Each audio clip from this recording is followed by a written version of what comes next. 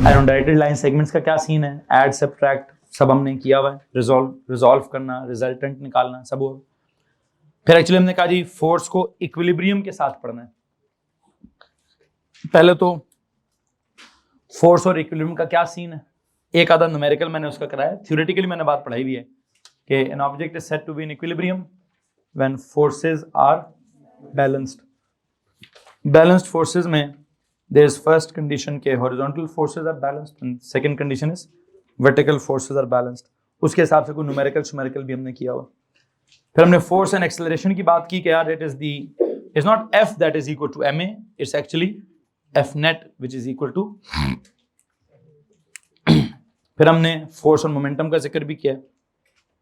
खैर करते करते बहुत सारी बातें करते करते मैंने कहा यार ये जो ए लेवल के न्यूमेरिकल्स हैं उन न्यूमेरिकल्स को सॉल्व करने के लिए, अब चाहे वो इक्विलिब्रियम के हैं, मतलब चाहे वो F net is equal to 0 के हैं, या वो F net is equal to ma के हैं, या वो F net is equal to delta p over t के हैं, जिस भी फॉर्मूला को इस्तेमाल करके हमने न्यूमेरिकल सॉल्व करने हैं, सबसे इंपॉर्टेंट चीज है उस सवाल के अंदर या उस सिचुएशन के अंदर कौन कौन सी फोर्सेज इन्वॉल्व हैं, किस किस किस्म की फोर्सेज इन्वॉल्व हैं, वो फोर्सेस को ड्रॉ किधर किधर करना है, उन फोर्सेस को आपस में रिलेट कैसे कैसे करना है, किन किन को ऐड करना है, किन किन को सब्ट्रैक्ट करना है, कौन सी कंडीशन ऑफ इक्विलिब्रियम लगानी है और कौन सी नहीं लगानी है, किस एक्सिस में इक्विलिब्रियम होगा और किस एक्सिस में एक्सेलरेशन होगी।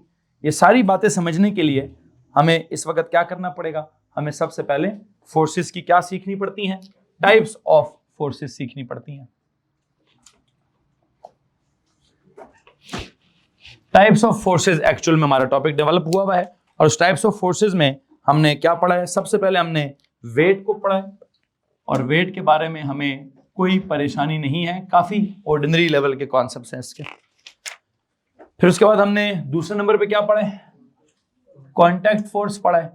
ये हमने पहले बहुत ऑर्डिनरी तरीके से पढ़ने की कोशिश की, फिर हमने उसमें से क्या निकाला है, फिर हमने इसमें से एडवांस लेवल निकाला है कि असल में कॉन्टैक्ट फोर्स के कितने केसेस होते हैं, दो, मतलब केसेस नहीं, कितने कंपोनेंट्स होते हैं, दो। एक कंपोनेंट होता है परपेंडिकुलर टू द सरफेस और एक कंपोनेंट होता है पैरेलल टू द सरफेस या अलोंग द सरफेस या हॉरिजॉन्टल फोर्स होती है।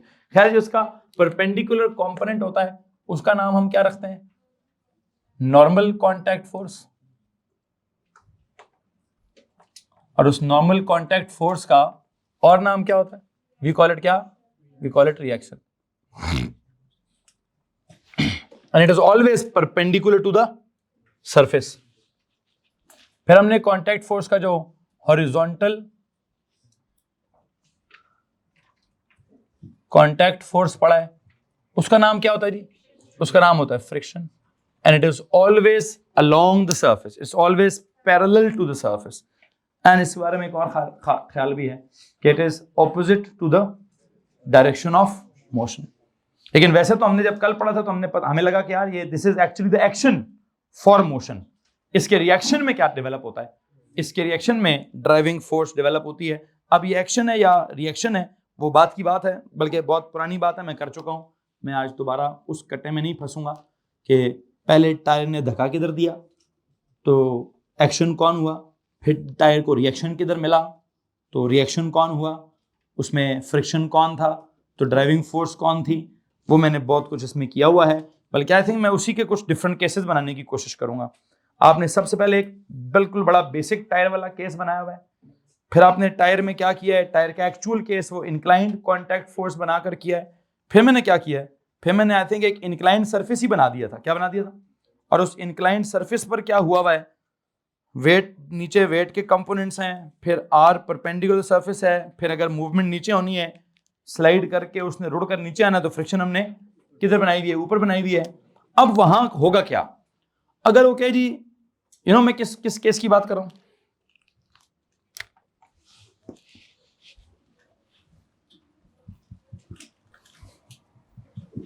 इस वाले की कि एक ऑब्जेक्ट है किधर पड़ा है, इंक्लाइंड सरफेस पर है। प्लीज टेल मी इसका वेट किधर है, बिल्कुल नीचे। सबसे पहले हमें फोर्सेस को एग्जैक्टली ड्रॉ करना आना चाहिए वेट हमेशा किधर ड्रॉ करते हैं? वर्टिकली। सबके सब बताएं जी, वर्टिकली डाउनवर्ड्स। फ्रॉम क्या? कोशिश होनी चाहिए from the centre of gravity नीचे की तरफ जा रहे हो। फिर दूसरी चीज है जी, आर किधर ड्रॉ करते हैं? ऑलवेज किधर? Perpendicular to the surface. और वो स्टार्ट कहां से करते हैं? फ्रॉम द सरफेस करते हैं। Always perpendicular to the surface, ये आर आ गया। फिर फ्रिक्शन किधर ड्रॉ करते हैं? ऑब्जेक्ट जिधर जाने लगता है या ऑब्जेक्ट जिधर जा रहा होता है उसके क्या? उसके ऑपोजिट। इधर क्या एक्सपेक्टेशन है हमारी कि ऑब्जेक्ट किधर जा रहा है? अच्छा, वैसे अगर ये गाड़ी होती और चढ़ाई चढ़ रही होती, मतलब गाड़ी आगे जा रही होती, फिर मैं फ्रिक्शन किधर बनाता? फिर मैं पीछे बनाता। इस वक्त गाड़ी तो नहीं है, बच्चा है झूले पे बैठा है, किधर जाएगा? नीचे रुड़ेगा। तो अगर उसने नीचे रुड़ना है तो उसके ऊपर फ्रिक्शन के इफेक्ट्स किधर होंगे? पीछे की तरफ होंगे। तो आई थिंक फ्रिक्शन किधर बनानी चाहिए? फ्रिक्शन बनानी चाहिए पीछे।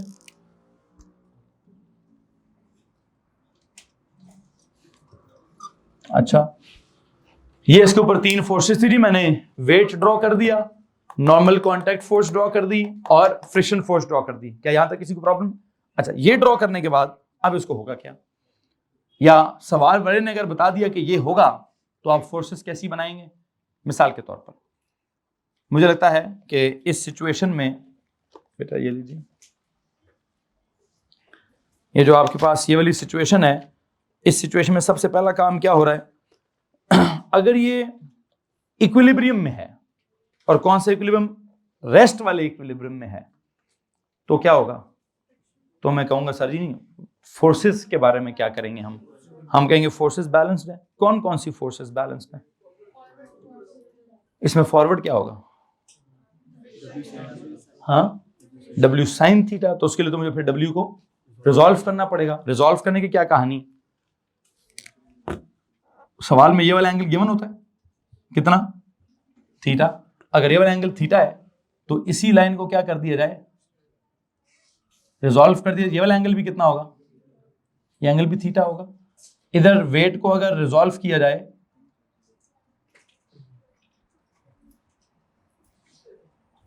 ये क्या होगा? This one.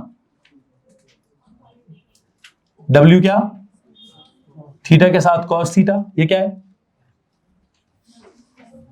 W के साथ W sine theta.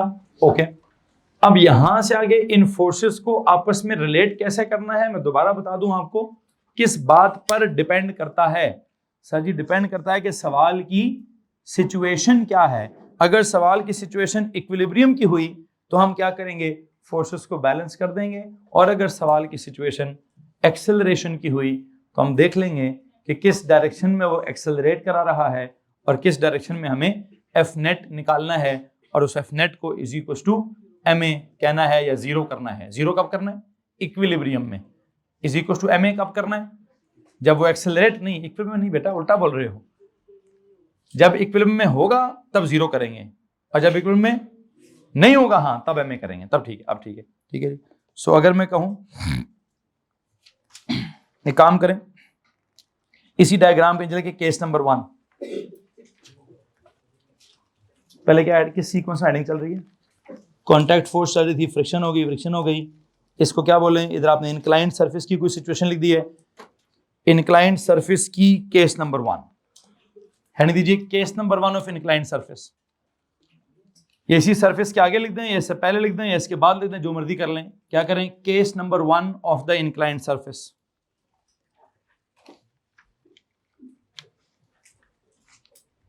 Case number 1 of the,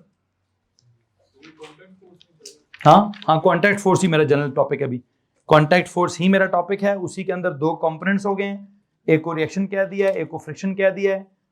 उसमें आगे हमने कुछ सिचुएशन बनाई हैं।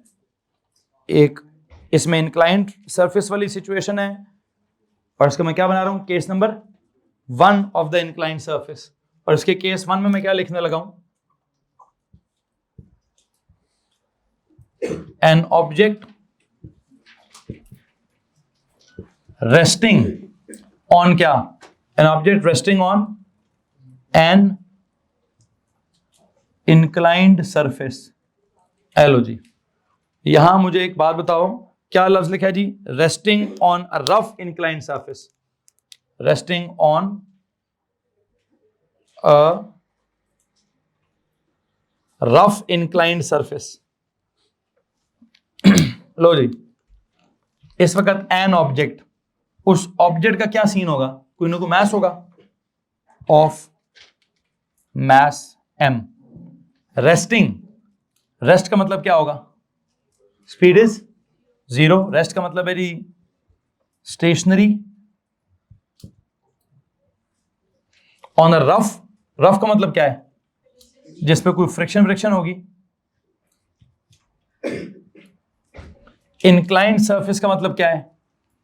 वो होगा at an angle theta to the horizontal. अच्छा, मुझे इस वक्त क्या करना है? मुझे आपको स्टेशनरी वाला कॉन्सेप्ट थोड़ा समझाना है। रेस्ट का मतलब होता है स्टेशनरी, स्टेशनरी का मतलब क्या होता है जी? u0 और v0 और एक्सेलरेशन 0, मतलब u0 v0 डेल्टा a0 सब कुछ 0, ub0 vb0 delta vb0 acceleration भी 0 और क्या? एफ नेट भी 0। अच्छा, अगर ये सब कुछ 0 हो तो इसको हम बोलते क्या है? इक्विलिब्रियम। जब भी लफ्ज रेस्ट लिखा होगा, या तो आप कहें सर u0 है, v0 है, डेल्टा v0 है, एक्सेलरेशन 0, एफ नेट 0 है, सब कुछ 0 है, तो एक और मतलब इसका क्या है? इसका एक और मतलब है जी इक्विलिब्रियम। वैसे इक्विलिब्रियम का मतलब क्या होता है? फोर्सेस आर बैलेंस्ड,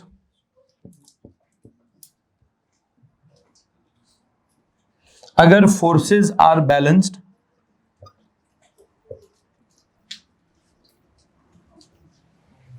इक्विलिब्रियम इसका मतलब है which means forces are balanced. अगर फोर्सेस आर बैलेंस्ड तो वैसे इक्विलिब्रियम की कंडीशंस क्या होती हैं? वैसे फोर्सेस आर बैलेंस का मतलब भी क्या है? Sigma, sigma F is equal to क्या?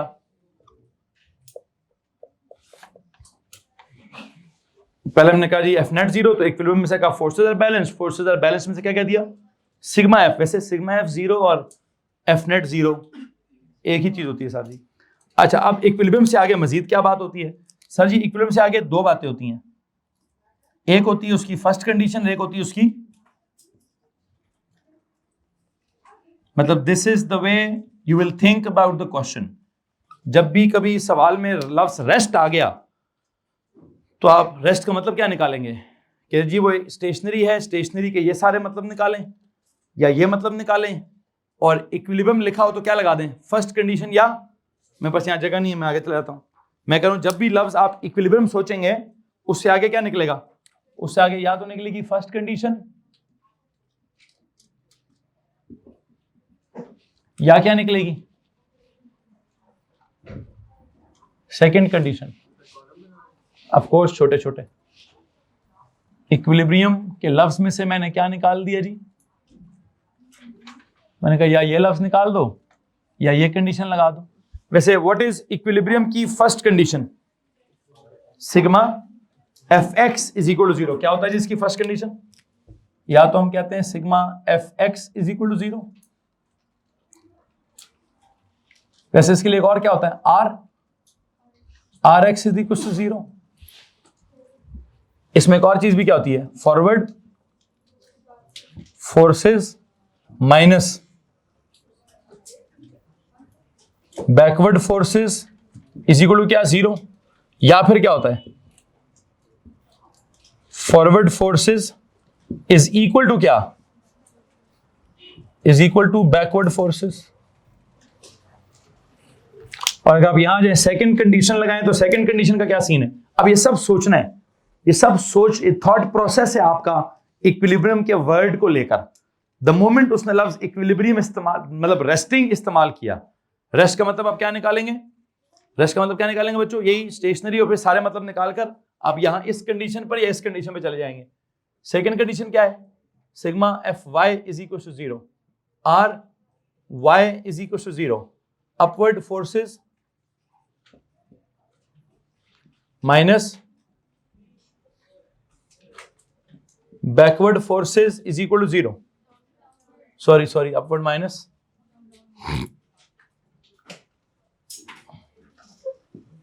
downward force is equal to 0. And you know what is this? This is upward forces equals to क्या? Downward forces. लो जी, अब ये जो दो कंडीशंस आपके पास आ गई हैं, कौन सी? Forward is equal to backward वाली और upward is equal to downward वाली। इसका क्या करना है भाई? इस सिचुएशन में बताएं कौन फॉरवर्ड है कौन बैकवर्ड है। आई थिंक इस तरह का हालात वाकयात हमने कब किए होंगे कि मैंने रेजोल्यूशन में आपको ये समझाया हुआ है कि एंगल से एंगल क्या होता है, रिजॉल्व से रिजॉल्व क्या होता है।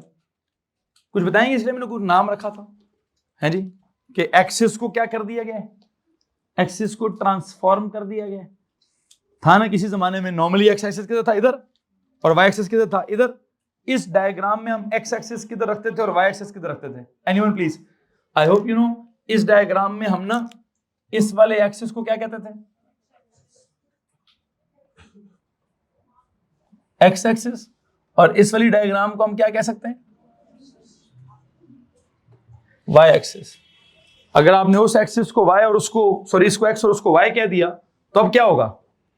अब फॉरवर्ड बैकवर्ड का कॉन्सेप्ट क्या होगा? जरा मुंह दो करो बाहर से। इसमें फॉरवर्ड बैकवर्ड क्या होगा? Please tell me. Forward force कौन सी वाली है? नहीं, जो मैंने एक्स एक्सिस लिखा है उसकी डायरेक्शन में forward, that is small F, backward W sine theta. जिसको मैंने y बोला है उस केस में upward r, downward w cos theta. यहां तक किसी को मसला है भाईजान? एनीवन? हाँ, ओ लेवल के केस में इस डायग्राम पर सिर्फ क्या पूछा जा सकता है? अगर ये डायग्राम ओ लेवल में आ गई तो सिर्फ कहेगा वेट ड्रॉ करो, किधर है, किधर? वर्टिकल। इतना बच्चे को आना चाहिए। बहुत हुआ तो वो कहेगा जी बंदा जा रहा है नीचे, बंदा जा रहा है किधर? नीचे। आप बताओ उसकी फ्रिक्शन किधर है? ऊपर। ठीक है, बस इससे ज्यादा ओ लेवल में सवाल नहीं जा सकता। आपके लिए क्या सवाल है कि जनाब साहब केस नंबर 1 है, an object is resting on a rough inclined surface, या ये कहते हैं it is about to move downwards. क्या ये क्या कहते हैं? लेकिन खैर अबाउट टू मूव डाउनवर्ड बात की बात है।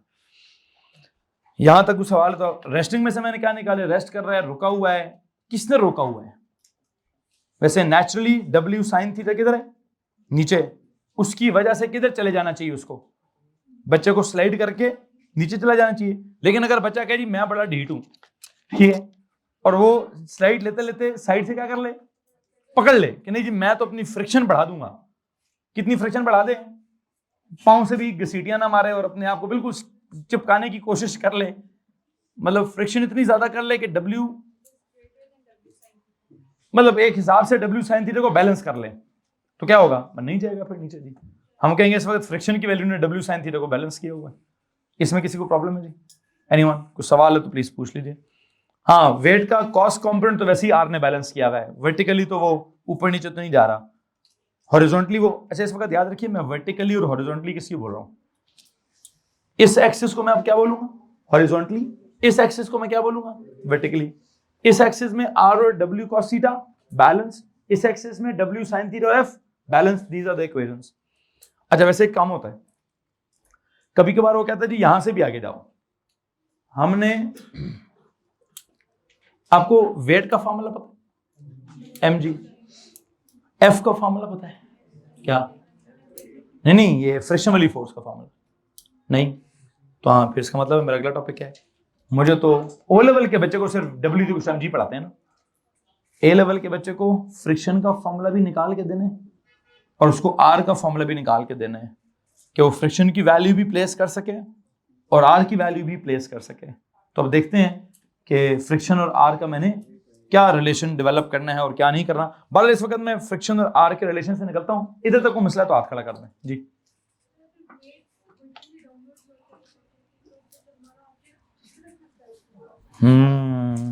इसके लिए ना ओ लेवल में से तो निकलना है पहले मामा, ए लेवल की तरह सोचना है। प्लीज डायग्राम को देखो जरा। डायग्राम में सबसे पहले ऑब्जर्व करो सरफेस कैसा है? इंक्लाइंड है। चलो अब थोड़ी देर के लिए फिजिक्स भूल जाओ और कोई बचपन का झूला याद कर लो। ठीक है जी, स्लाइड है ना, स्लाइड में बैठो तो क्या होता है? स्लाइड होता है नीचे की तरफ बंदा। तो ये वाली सिचुएशन है जी, नीचे स्लाइड हो रहा है। तो आई एम एक्सपेक्टिंग कि अगर इसने मूव किया तो किस तरफ मूव करेगा? अगर इसने मूव किया तो इस तरफ मूव करेगा। खैर अभी मूव कर नहीं रहा, चूंकि सवाल ने क्या है, an object is resting on a rough inclined surface. तो मैं क्या करूंगा, रेस्ट क्या है, तो मैं रेस्ट का मतलब ये है, इसका मतलब ये है, इसका मतलब ये है, इसका मतलब ये है, इसका मतलब वो है, इसका मतलब ये है, इसका मतलब ये है, इसका मतलब ये है, इसका मतलब ये है। मैं तो सीधा सीधा अलीफ अलीफ करके म्यूजिकल सुर ताल और लय को बिल्कुल मद्देनजर रखते हुए आगे आगे जा रहा हूं। मैंने तो कहीं पे भी बाजा गलत नहीं बजाया। तो कौन सा बाजा है जो आपको गलत समझ आया है? कोई भी नहीं। चले सवाल पूछें प्लीज, दोबारा सवाल पूछें। हाँ हाँ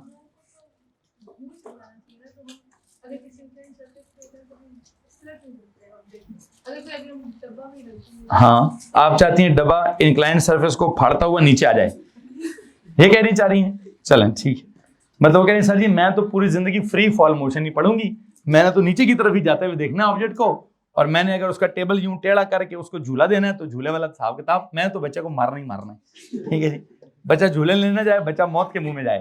ठीक है जी, अस्तगफुरुल्लाह माज़अल्लाह। जनाब साहब वो स्लाइड है, ऐसी जाएगा ना की वजह से। एग्जैक्टली क्या होगा, सिर्फ W साइन थीटा की वजह से नहीं, W cos थीटा और R की वजह से ना नीचे से फाड़ के जा सकता है तो ना ऊपर जा सकता है। उसके फोर्सेस सब है, वेट भी है, बिल्कुल सही ड्रॉ किया है। वेट कॉल ड्रॉ किया R किधर है, इधर सुनो बेटा, R किधर है, बिल्कुल सही। वो वर्टिकली अपवर्ड नहीं किया, कैसे किया, परपेंडिकुलर टू सरफेस किया। फिर फ्रिक्शन किधर ड्रॉ किया है, जिधर जाने की एक्सपेक्टेशन है उसके ऑपोजिट किया है। फिर किसको रिजॉल्व किया है, जो मुझे एंगल कौन, अच्छा वैसे अगर मैं कहूं जी मैं एक्स एक्सिस यूं बनाता एक्स एक्सिस और बिल्कुल इसके ऊपर बनाता वाई एक्सिस, फिर किसको रिजॉल्व करता? देखो सुनो जरा, समझ आ रहा है? अगर मैं कहता एक्स एक्सिस ये है और वाई एक्सिस है ये वाला, तो फिर वेट तो रिजॉल्व ना होता, फिर या मैं इसको रिजॉल्व करता या, तो मैंने आसान तरीका क्या सोचा कि जी जिस डायरेक्शन में उसके मूवमेंट की एक्सपेक्टेशन है उस डायरेक्शन को एक्स एक्सिस कह दिया। किधर मूवमेंट की एक्सपेक्टेशन है, अलोंग द सरफेस। तो यही तो टॉपिक है इंक्लाइंड सरफेस का, कि अगर ऑब्जेक्ट ने मूव किया तो वो मूव करेगा, मूवमेंट तो हमेशा अलोंग द सरफेस ही होगी। ठीक है, मैं तो अब वो हॉरिजॉन्टल सरफेस है तब भी अलोंग द सरफेस पढ़ाना है, इंक्लाइंड सरफेस है तब भी अलोंग द सरफेस पढ़ाना है, और अगर सरफेस है ही नहीं तब भी वो free fall in any one line पढ़ाना है। मैंने तो इवन जब यूं करके फेंका भी था तो मैंने तब भी क्या पढ़ाया था कि कर्व नहीं पढ़ना, हालांकि उसकी ट्रेजेक्टरी थी क्या, कर्व्ड, पढ़ा हमने फिर भी कैसे था, या यूं या यूं। ठीक, अभी भी क्या करूंगा मैं, अभी मैंने दो एक्सेस बना ली हैं, या ये वाला एक्सेस है या ये वाला एक्सेस है। इस एक्सेस में क्या हो रहा है सब, इस एक्सेस में तो मैं केस 2 भी बनाऊं तब भी कुछ नहीं होगा, केस 3 में भी कुछ नहीं होगा, क्योंकि नॉर्मल कॉन्टैक्ट फोर्स R किसको बैलेंस कर लेगी, W के कॉस कंपोनेंट को बैलेंस कर लेगी। फिर जो W का साइन कंपोनेंट होगा वो अलोंग द एक्स एक्सिस आएगा, फ्रिक्शन भी अलोंग द एक्स एक्सिस आएगी। अगर रेस्ट लिखा होगा तो मैं दोनों को क्या कर दूंगा, इक्वेट कर दूंगा। अगर इवन यूनिफॉर्म मोशन लिखा हुआ तब क्या करूंगा, तब भी यही करूंगा। कैसे, एक काम करें आप जरा केस 2 लिखें, इससे पहले कि मैं F और R का फॉर्मूला बनाऊं, बना लूंगा थोड़ी देर में, F और R का फॉर्मूला थोड़ी देर में बना लिया जाएगा। उससे पहले क्या करें, केस नंबर 2 लिखें। पूछिए, थोड़ा सा ऊंचा बोलिए।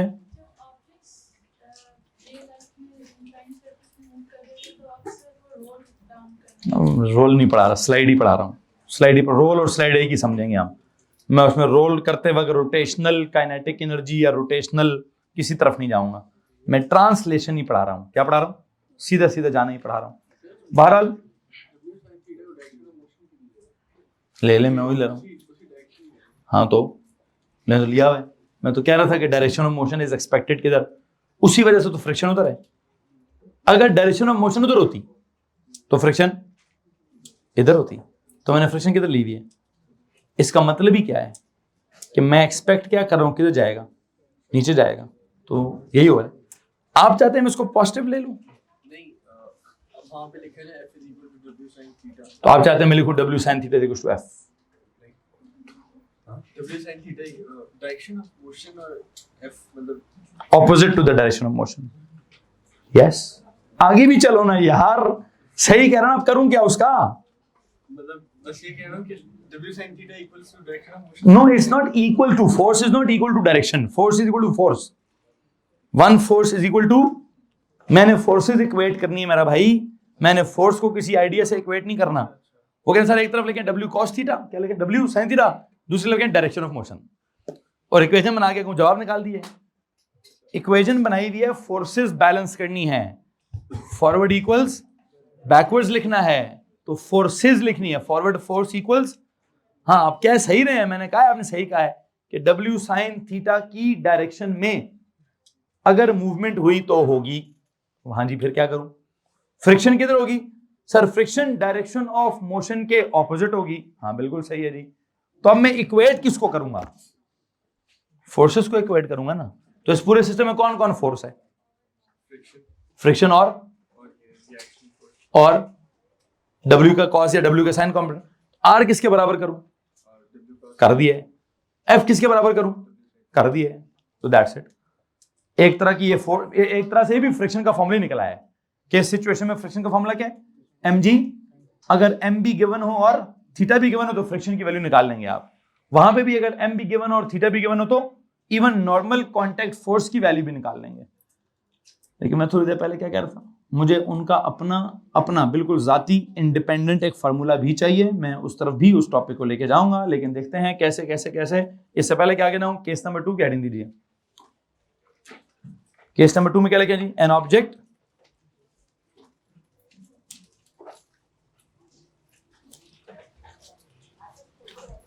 एन ऑब्जेक्ट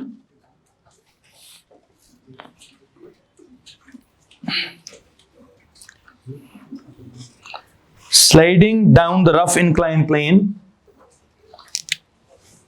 यहां रेस्टिंग की बजाय क्या लिख दें अभी? केस नंबर 1 की बजाय मैं क्या कहने लगा हूं जी? 2 an object is resting on the rough की बजाय क्या कहने लगा हूं? An object is sliding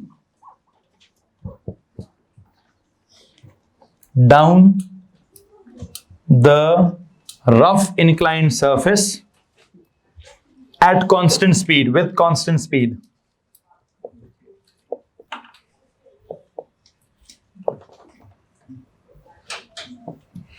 hello जी, क्या सिचुएशन है? An object is sliding down the, slide up properly, sliding down the rough inclined surface हो रहा है, sliding down the rough inclined surface हो रहा है। ऑब्जेक्ट वही है, ऑफ मास m है, रफ का मतलब फ्रिक्शन है, इंक्लाइंड का मतलब एंगल है, और विद कांस्टेंट स्पीड। लो जी, अब सबसे इंपॉर्टेंट चीज क्या है? अब मेरे पास सबसे इंपॉर्टेंट चीज है क्या? With, please underline this constant speed, please underline this constant speed. लो जी, अब कांस्टेंट स्पीड का मतलब बताओ। नहीं, एकदम ऐसे नहीं, step by step.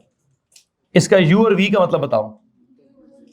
u equals v, ऐसे ही है ना? कांस्टेंट स्पीड का मतलब u इक्वल्स v। अच्छा, अगर इसका मतलब u इक्वल्स v है तो डेल्टा v क्या है? डेल्टा v इक्वल्स 0 है। अगर डेल्टा v इक्वल्स 0 है तो एक्सेलरेशन इक्वल्स 0 है, और अगर एक्सेलरेशन इक्वल्स 0 है तो F net is equal to, वो भी 0 है, और अगर एफ नेट 0 है तो सम ऑफ फोर्सेस क्या है? वो 0 है। अगर सम ऑफ फोर्सेस 0 हैं तो कौन कौन सी सम ऑफ फोर्सेस 0 हैं? सर जी, सारी सम ऑफ फोर्सेस 0 हैं। मतलब इसका मतलब भी इक्विलिब्रियम ही है। u 0 हो, v 0 हो, तब भी डेल्टा v 0 होता है, और u इक्वल्स v हो तब भी क्या होता है? तब भी डेल्टा v 0 होता है। अब आप सीधा लिखते हैं कि उल्टा लिखते हैं, आपकी मर्जी है। मैं जरा इसको सीधा कर लूं यार, मैं तो उल्टा ही लिख रहा हूं।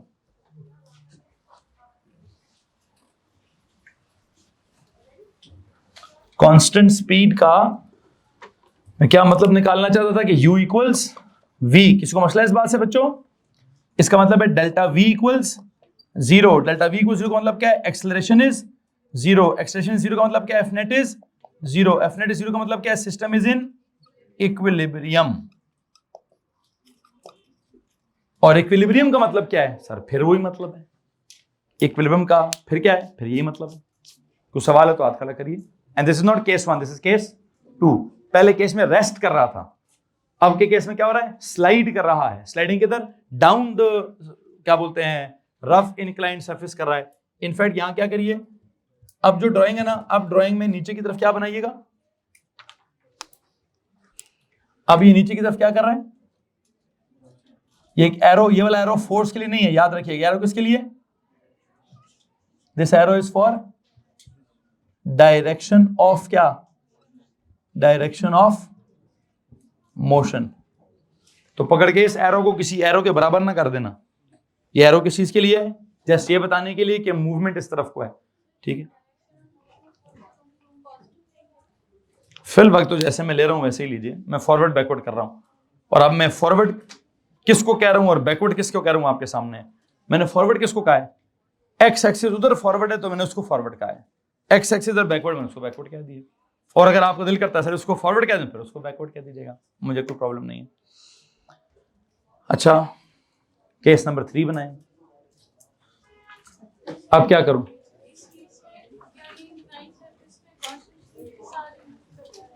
अभी तो केस है, करता रहेगा ना का तो मुझे नहीं पता, वैसे केस है, इस केस में ये होगा।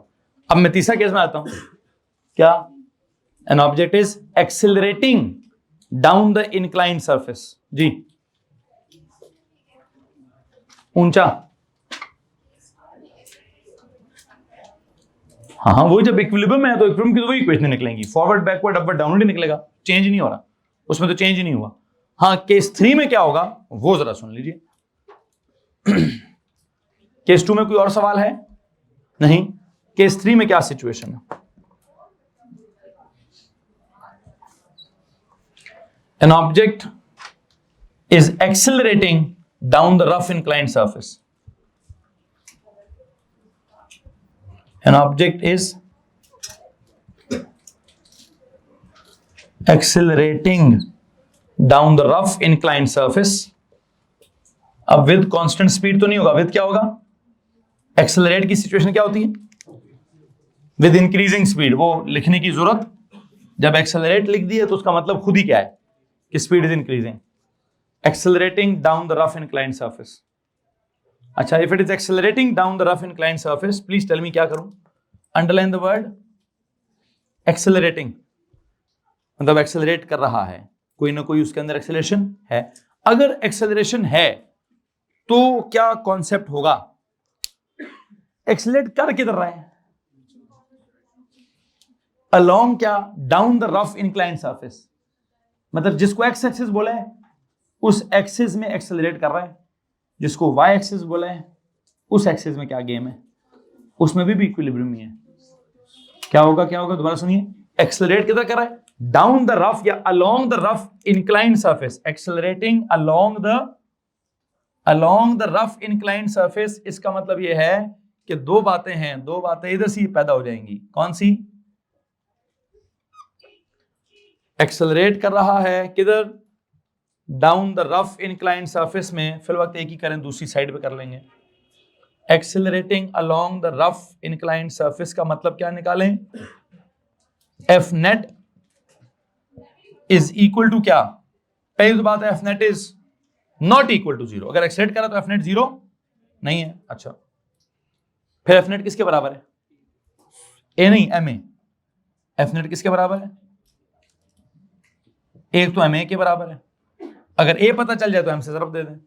या फिर अगर मैं आपसे पूछूं मुझे फोर्सेस का प्लस माइनस बताएं, किधर जा रहा है, हाँ अब मैं वो आप वाली बात करूंगा कि जिधर जा रहा है उस फोर्स को पहले मेंशन कर दूं, उसके ऑपोजिट को बाद में मेंशन, किधर जा रहा है ऑब्जेक्ट, डायरेक्शन ऑफ मोशन ये वाली है, तो इस डायरेक्शन की फोर्स पहले लिख देता हूं, क्या लिखूं, W sine theta minus friction is equal to m into ए।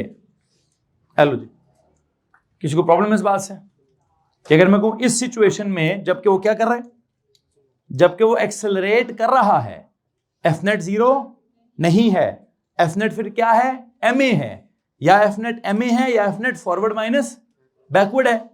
अब एफ नेट एक एम ए तो ठीक है, चल पड़ा सो चल पड़ा, फॉरवर्ड माइनस बैकवर्ड क्या है, जिधर जा रहा है उसको मैंने क्या कर दिया, उसको मैंने फॉरवर्ड कर दिया है, उसके ऑपोजिट को मैंने क्या कर दिया। अब मैंने एक्स एक्सिस नहीं देखा, अब मैंने क्या देखा कि ऑब्जेक्ट जा किधर रहा है, किधर जा रहा था?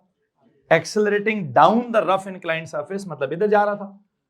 हाँ, इससे पहले मैं देखता था यार, क्योंकि फर्क नहीं पड़ रहा था, इससे पहले मैं F equals W cos sin theta लिखूं या W sin theta equals F लिखूं, कोई फर्क नहीं पड़ता था। इसलिए मैं फॉरवर्ड बैकवर्ड को, उसको फॉरवर्ड इसको बैकवर्ड, या इसको फॉरवर्ड उसको बैकवर्ड कैसा था। अभी फर्क पड़ेगा, क्या फर्क पड़ेगा? अब ये किधर जा रहे हैं?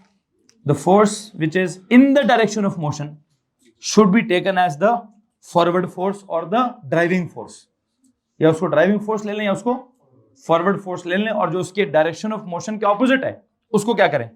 उसको बैकवर्ड फोर्स लें। आई थिंक यहां मुझे एक छोटा सा कॉन्सेप्ट लिखना चाहिए। क्या? कौन सी force ji?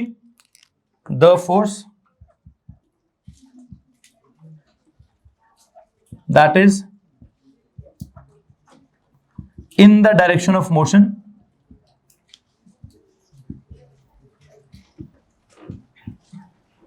should be taken as what? The forward force. The force that is in the direction of motion should be taken as the forward force, and the force that is opposite to the direction of motion should be taken as the backward force. एक तरफ ये लिखते हैं, एक तरफ क्या लिखें?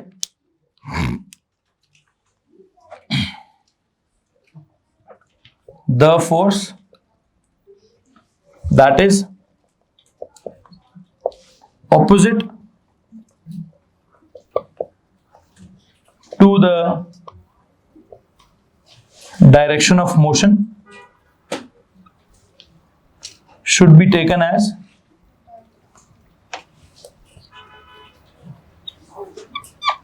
the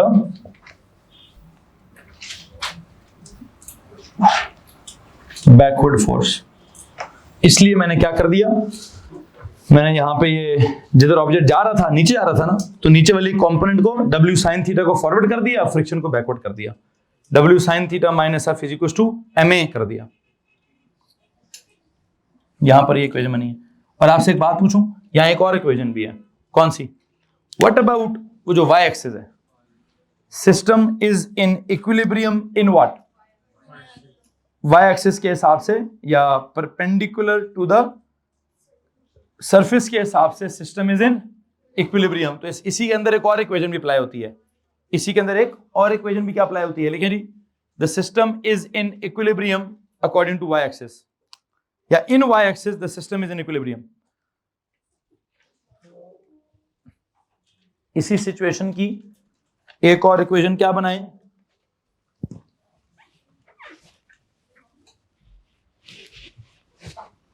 Equilibrium in what? Equilibrium in y-axis only. Equilibrium in y-axis only. इसके आगे ये लिखें, sigma fy 0, ry 0, upward downward 0, forward मतलब upward equals to downward, r is equals to w cos theta.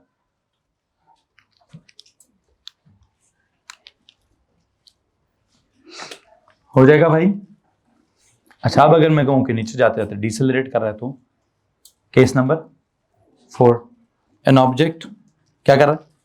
Is not accelerating, rather it is accelerating. का मतलब था increasing in speed, accelerating का मतलब क्या था? Increasing speed. अब अगर मैं डिसेलरेशन लिख दूं तो देखते हैं, इंक्रीजिंग डाउन द स्लोप में क्या था जी? Increasing speed. सुनो जी, अब मैं केस 4 लिखने लगा हूं, प्लीज केस 4 की हेडिंग दीजिए। क्या?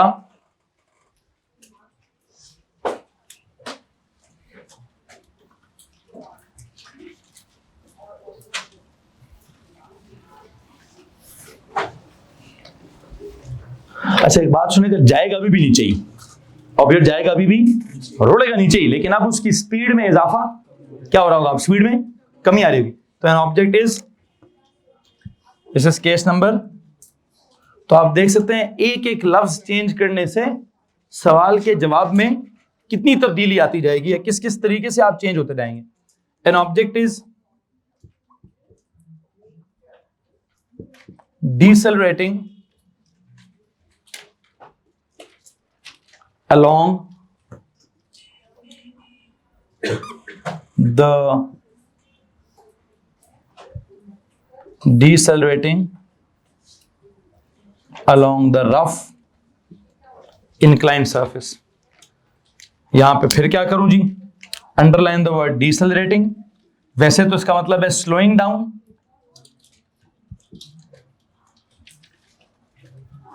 मतलब इसका मतलब है कि स्पीड क्या हो रही है, कम हो रही है। लेकिन हाँ एक बात याद रखिए, डिसेलरेटिंग का असल मतलब क्या है, एफ नेट यहां भी जीरो नहीं है, किसके बराबर है, लेस देन जीरो है। एक तो बात नेगेटिव है और वो किसके बराबर है, एम ए के बराबर ही होगा। देखते हैं क्या होगा क्या नहीं होगा। डिसेलरेटिंग का मतलब क्या निकाल रहा हूं, पहला मतलब तो ऑब्वियस है जी कि सर जी एफ नेट जो है ना इक्वल टू जीरो नहीं है। अच्छा फिर क्या है, F net is equal to M A है। अब इसमें ए पॉजिटिव आएगा कि नेगेटिव आएगा, ये तो जरा आप देखिएगा कि आप वैल्यूज कैसे पुट करते हैं। एक्सेलरेट तो होगा, लेकिन ए नेगेटिव होगा या एफ नेट नेगेटिव होगा, ये तो आपकी वैल्यूज को के पुट करने पर डिपेंड करता है। मुझे प्लीज एक बात बताइए, बंदा जा किधर है वैसे, और हमने एक असूल क्या बना ली है, हम फॉरवर्ड फोर्स या पहले कौन सी फोर्स मेंशन करेंगे, द फोर्स दैट इज, उसको पहले मेंशन करेंगे और दूसरी वाली को बाद में। तो पहले किसको मेंशन करूं, W sin थीटा को, माइनस क्या, फ्रिक्शन इज इक्वल टू क्या, M इंटू क्या, माइनस ए। क्या होगा भाई, जब आप ये फॉरवर्ड माइनस बैकवर्ड करेंगे और अगर सवाल वाले ने बता दिया है कि वो डिसेलरेट कर रहा है, तो याद रखिएगा ए का जवाब क्या आएगा, ए का जवाब यहां पर माइनस हुआ होगा। क्यों, डिसेलरेशन हो रही है ना, तो डिसेलरेशन में क्या हो रहा होता है, आपकी एक्सेलरेशन की वैल्यू नेगेटिव होती है और जिस डायरेक्शन में जा रहे हैं उस डायरेक्शन वाली फोर्स छोटी होती है। क्या होता है, उस डायरेक्शन की फोर्स क्या होगी, और जो ऑपोजिट डायरेक्शन वाली फोर्स है वो क्या होगी, वो बड़ी होगी। इसकी वजह से वो क्या हो रहा होगा, एफ नेट नेगेटिव होगा या एक्सेलरेशन नेगेटिव होगी, जिसका मतलब डिसेलरेशन होगी, जिसका मतलब वो स्लो डाउन हो रहा होगा। हाँ जो आपने पिछला केस पढ़ा है उसमें मैं समझता हूं कि जो W sin थीटा था वो फ्रिक्शन से बड़ा था, और अभी का जो सिचुएशन पढ़ रहे हैं इसमें W sin थीटा जो है वो फ्रिक्शन से छोटा है जी।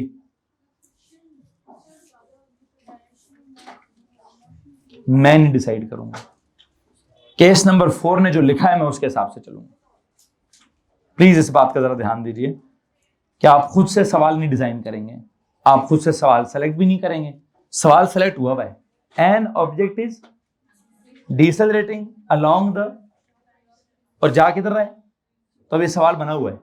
अगर वो नीचे जा रहा है तो फ्रिक्शन में किधर बनाऊंगा, पीछे वेट किधर बनाऊंगा, तो मैं फोर्सेस जैसे सवाल में थी वैसे ही है, आर जिधर का था उधर ही है, ऑब्जेक्ट नीचे जा रहा है तो फ्रिक्शन पीछे है। बस मसला क्या हो रहा है, ऑब्जेक्ट की मूवमेंट के लिए सवाल वाले ने क्या लिख दिया, पहले दिया जी स्टेशनरी है, तो मैंने कहा अच्छा जी फॉरवर्ड बैकवर्ड बराबर है।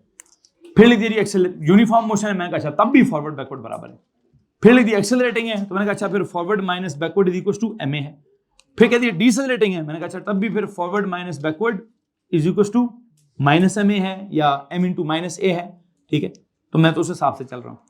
अगर ये बड़ा होता वो छोटा होता, मैंने कब डिसाइड करना है, मैंने तो सिर्फ ये डिसाइड करना है कि सवाल वाला क्या क्या रहा है और मैं उसका मतलब क्या निकालूं, बस दैट्स इट। अब उसने कह दिया एक्सेलरेटिंग, तो आप उसका मतलब निकालें forward is greater than backward या forward minus backward is equal to M ए।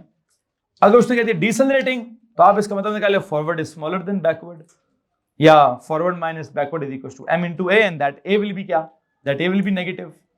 मैं तो ये करूंगा, आप जो कहने को कर रही हैं मैं वो नहीं करूंगा। Anything else please.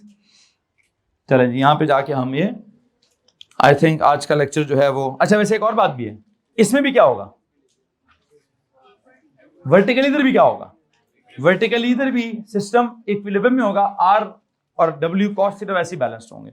ठीक है जी, जी टेस्ट दे दें सर।